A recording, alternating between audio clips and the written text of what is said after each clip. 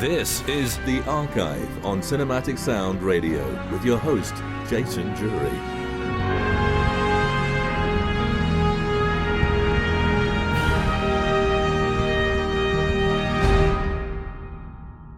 Hello everyone and welcome once again to Cinematic Sound Radio's Archive. I'm Jason Drury, coming to you from Ramsgate in Kent, England. Yes, they did allow me back into the UK after my trip to Canada, but I'm sure this strip search and anal probe was entirely unnecessary. A big hello to our listeners at cinematicsound.net and through iTunes or Apple Podcasts, Stitcher, Pocket Casts, TuneIn, Google Play, or where any other podcast provider is found. It's great to have you join us for this show. If you're joining us on this program through iTunes, please take the time to rate and review the show. It really does help get the archive and Cinematic Sound Radio noticed. Now, this show is also now syndicated on Movie Scores and More Radio, and they can be found at moviescoreradio.com. And we are now on Spotify. Yippee! Yeah! And a big hello to everyone joining us on Spotify. Hello. Now this version of Cinematic Sound Radio is dedicated to new releases and new recordings of older scores from film and television. During each show I will also mine a vast film music archive with my very own Cinematic Sound Radio shovel. Oh darn it, I forgot to claim the expenses while I was in Canada. Oh, well. Yes, the Cinematic Sound Radio shovel to unearth beloved favourites and forgotten gems. Now this is part 1 of this edition of the archive. Part 2 will be out later this week or quite soon after that. Now both parts will have 4 pieces of music for you to enjoy. We start part 1 of this edition of the archive with a fantasy film score classic from the late, great James Horner. The score for the 1987 film Batteries Not Included. 1987? Is it really that old? That's over 30 years old. This show makes me feel older and older by the day. As I was saying, Batteries Not Included was directed by Matthew Robbins and executive produced by Steven Spielberg, and starred husband and wife Home Cronin and Jessica Tandy. A group of tenants in an apartment block are forced to move out so that it can be demolished. The tenants are reluctant to move, so the developers hire a local gang to persuade them to leave. Fortunately, visiting alien mechanical life forms come to town. When they befriend the tenants, the aliens use their extraterrestrial abilities to defeat the developers. The story was originally intended to be featured on the television series Steven Spielberg's Amazing Stories, but Spielberg liked the idea so much that he decided to adapt it into a film. Now, James Horner's score, as I've alluded to, is an absolute delight and is one of my most personal favourite works of Horner for its sheer orchestral fun. And I just wished this album had come along 3 years earlier, so I would have featured it on my documentary series. Now, there are 3 main elements to Horner's score. The big band music riffs orchestrated by the great Billy May, which represent Cronin and Tandy's characters, Frank and Faye Riley. The second is dark, threatening music, which represents the evil developer and his associates. And thirdly, and most importantly of all, is Horner's music for loving relationships. The relationship between Frank and his wife as he cares for her with her increasing dementia, and the 2 little alien spaceships, or Fix-Its, as they are christened by Faye, and their antics and machinations. It is here that James Horner's musical imagination goes into overdrive, with the orchestration relying heavily on playful woodwinds and some very unusual percussive sounds. Now, this was not the first time Horner had melded the contrasts of the sound of the swinging big band and symphonic orchestra into a motion picture score.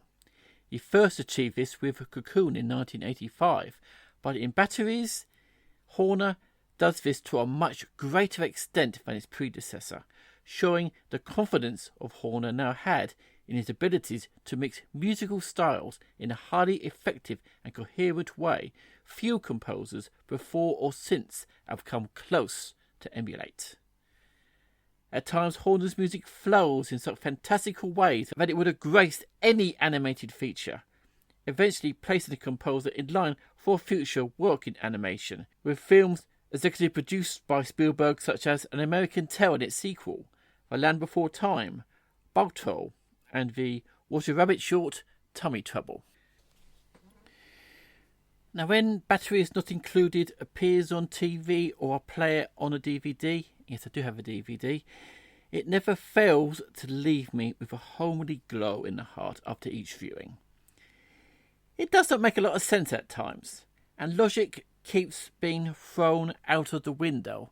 Well, it is a fantasy film, for God's sake, but Batteries still is, to this day, a benchmark in good old family entertainment, accompanied musically by a young composer who found tugging at the heartstrings so easy to accomplish, proven more by the greater works that were to come. So without further ado, and with a little bit of indulgence, which I hope Eric will not mind, here is an extended suite of music from the original motion picture score to the 1987 film Batteries Not Included. Music composed and conducted by James Horner.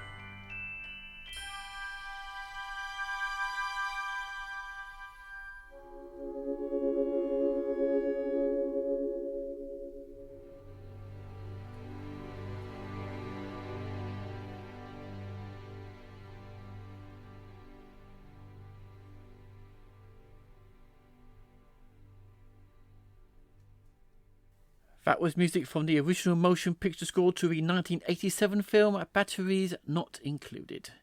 Music composed and conducted by James Horner. The original soundtrack recording of the complete score is on a 2-CD set available on Intrada Records. And in my opinion, this is the standout release of a James Horner score so far this year. You're listening to The Archive on Cinematic Sound Radio with your host, Jason Drury.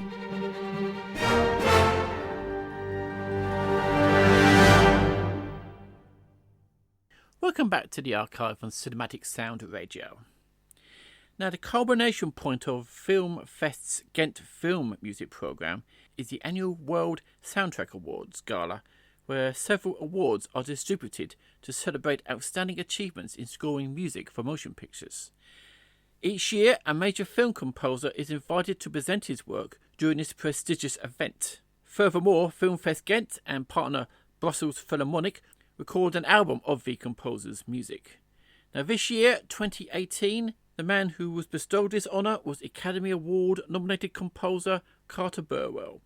Burwell is known for his scores for such films as Being John Malkovich, In Bruges, Gods and Monsters, Twilight, and his unique collaborations with some of the world's finest, most respected filmmakers, such as the Coen brothers for films such as Fargo, No Country for Old Men, and recently Hail Caesar, and Todd Haynes for Carol, Wonderstruck, and Mildred Pierce. Now, the album in question where this music appears is entitled CARTER BURWELL, Music for Films, and when listening it plays out as a medley of 19 tracks of music of the composer's best known works to date, starting with Miller's Crossing right up to Burwell's latest Oscar nominated score for the acclaimed Three Billboards over Ebbing, Missouri. Now, today on The Archive I'm going to play you 5 tracks from this wonderful album, and what a difficult choice it was for me choosing what to play, because all the tracks just ooze quality. This week starts with music from what will always be my favourite Coen brothers film, the 1996 dark comedy thriller Fargo, starring William H. Macy, Steve Buscemi, and the Oscar-winning Frances McDormand. Then comes The Trial of Ed Crane from the 2001 Coen brothers film noir The Man Who Wasn't There, about a laconic, chain-smoking barber who plans to blackmail his wife's boss and lover for money to invest in his dry cleaning business, but his plans go terribly wrong.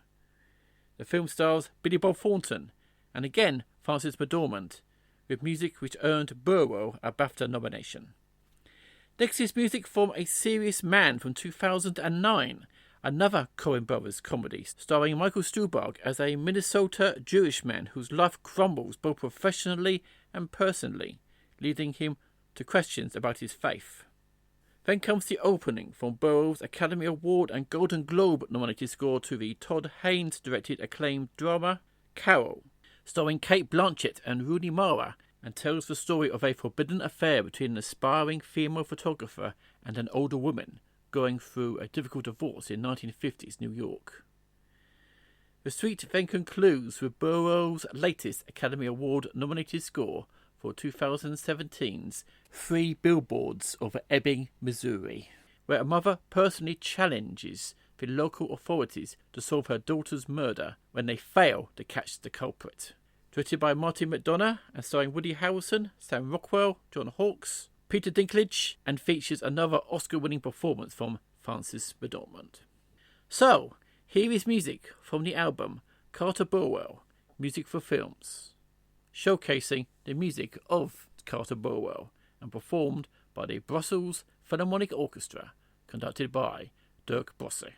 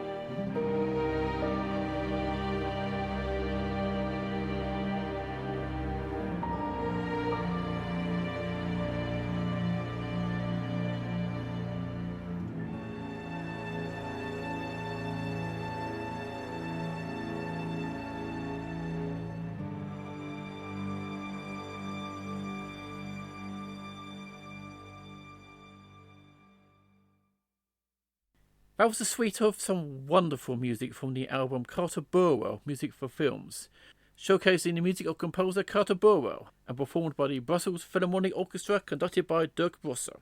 And if you're interested in listening to more of this great album, it is available from Silver Screen Records. You're listening to The Archive on Cinematic Sound Radio with your host, Jason Drury.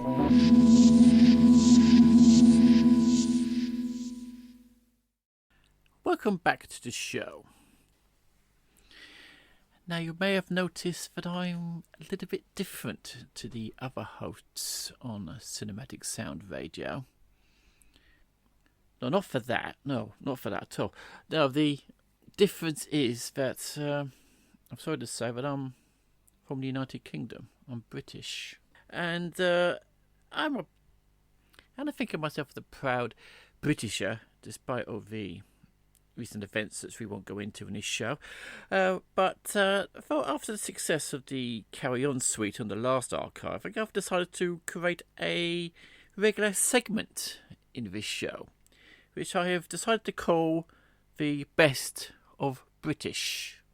A title which, after a lot of thought, took me around 5 seconds to come up with. Right. From now on, in every full show of the archive, either part 1 or part 2, will have a segment which will have a clear link to Britain. May it be a popular TV series from the UK, a British film, or music from film or TV composed by a British composer. You get the idea. It's kind of a loose thing, but we'll try and keep up with it and try and make sure we get at least one British influence in every show I do. Now we start this new regular segment with music from a definite British institution. Doctor Who, now 55 years old, and recently it had the introduction of its 13th incarnation of its lead character, the Doctor, and the first female Doctor in Jodie Whittaker.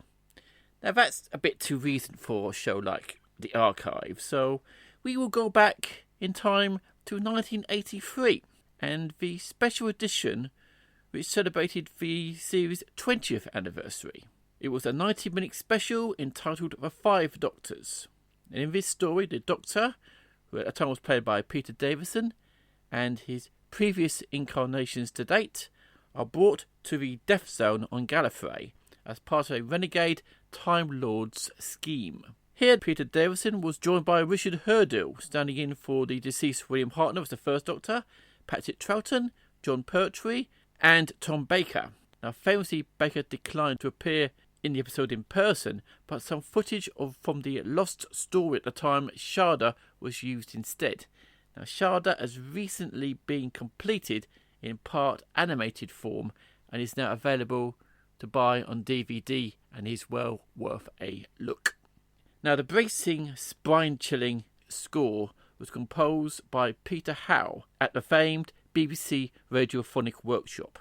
Now, Howell's musical career began in the late 1960s working with John Ferdinando in various psychedelic folk bands. Now, this psychedelic folk work also included a musical version of Lewis Carroll's Through the Looking Glass and a comedy musical entitled Tomorrow Come Someday. Now, Howell and Ferdinando recorded 5 albums before Howell became a member of the Radiophonic Workshop in 1974 and would remain associated with them up until 1997. His work on Doctor Who began in 1975 when he provided some incidental music for the episode Revenge of the Cybermen.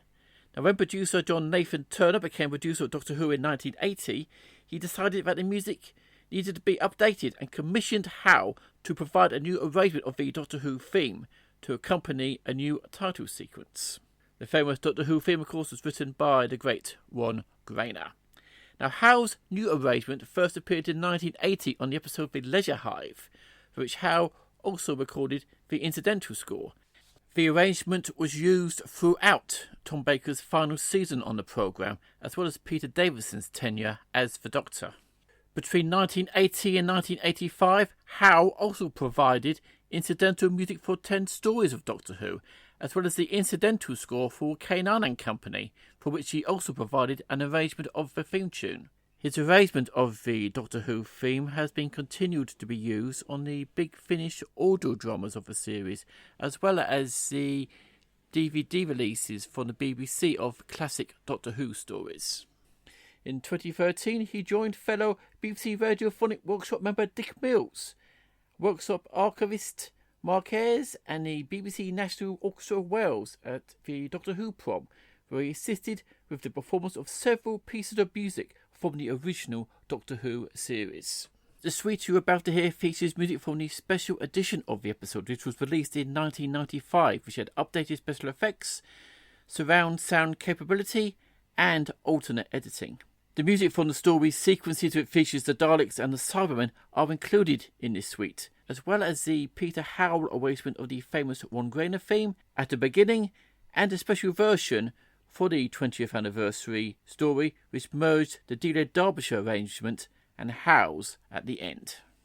So, here is music from the 20th anniversary special Doctor Who episode, The Five Doctors. Music composed by Peter Howell.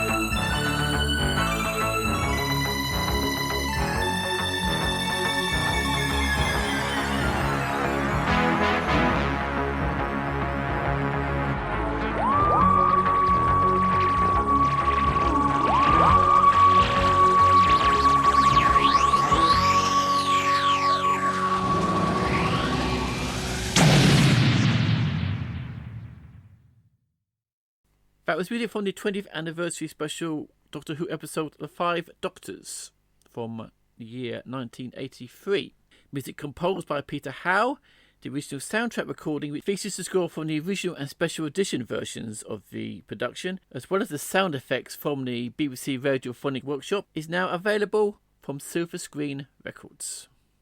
And you may be also interested to know about the score to the classic Patrick Troughton Doctor Who story, The Invasion, with music by Don Harper, is also now available on Silver Screen Records. Two classic Doctor Who scores, both worth looking out for.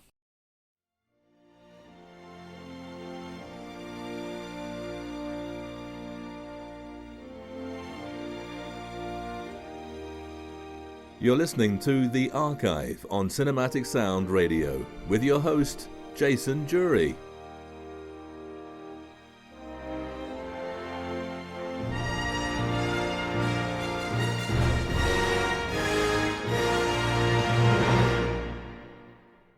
Welcome back. And now to end the first part of this show, here is music from the 20th anniversary release of the score of the classic war film Saving Private Ryan, directed by Steven Spielberg, with a memorable score by the one and only John Williams. Set during the invasion of Normandy in World War II, the film is notable for its graphic portrayal of war and for the intensity of its opening 27 minutes, which includes a depiction of the Omaha Beach assault during the Normandy landings.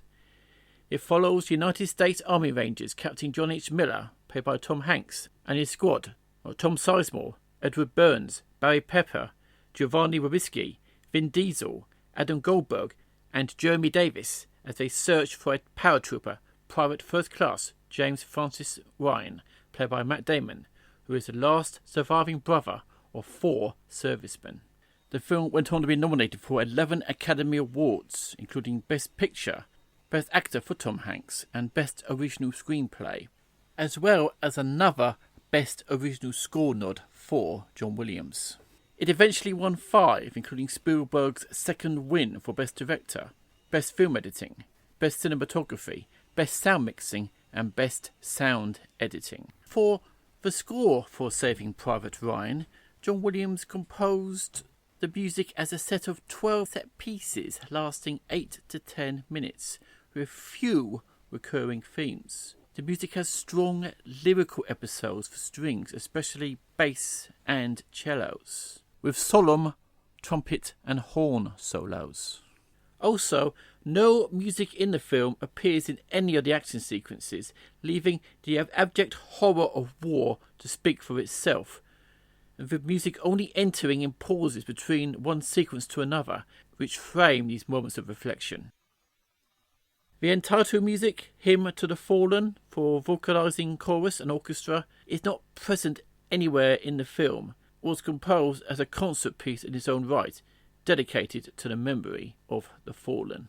This new release from La La Land Records features 2 film version tracks, High School Teacher and The Last Battle, containing material that was not included in the original album and was derived from engineers Sean Murphy's original digital mix files. It is the latter track, The Last Battle, that will be played first in the suite you're about to hear, followed by Williams' memorable end title piece, Hymn to the Fallen. Deliberate or not, this 20th anniversary reissue of John Williams' score is timely not because his powerful work is a deeply reflecting memorial of all those who gave the ultimate sacrifice on D-Day, but can also be played to remember the bravery in battle of those who gave their life in another conflict, as this November celebrates the 100th anniversary of the armistice that ended the First World War. So, here is music from the original motion picture score to Saving Private Ryan. Music composed and conducted by John Williams and performed by the Boston Symphony Orchestra and the Tanglewood Festival Chorus.